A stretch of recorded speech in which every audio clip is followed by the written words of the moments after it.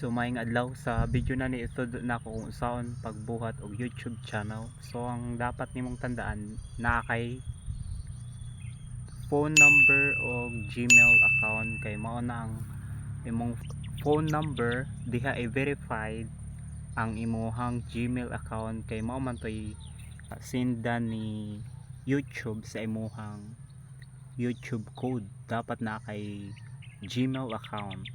So wala ka pa Gmail account, dali ra man na siya buhaton. Muadto ka lang sa Google tapos create account. Tapos pag naka-create ka nag-account sa Gmail account, mo adto ka sa YouTube. Tapos pinduton to nimong profile, pinaka profile or you nakabutang dito sa YouTube channel. Tapos may mugwa ditong create YouTube channel. So pagbutang nimo thumbnail diha ang imong phone number wala pa na ma-verified ni YouTube.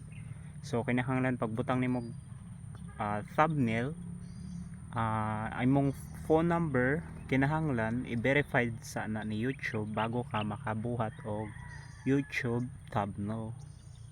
So kapag na-verified na ni YouTube ang imong phone number, pwede ka na mag-upload ng video.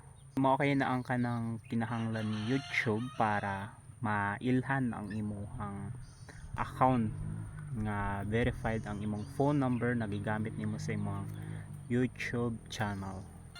Tsaka butangan yung profile ang imong YouTube, moadto ka lang sa imong YouTube channel tapos upload profile.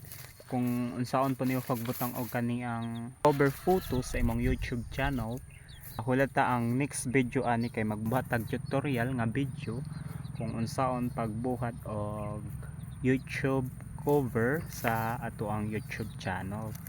Kay mogamit ka pa diha apps na dito nimo i-edit ang imong picture para magkaigo dito sa imong size sa imong YouTube cover kay gamatoy kay na ang size ni ana.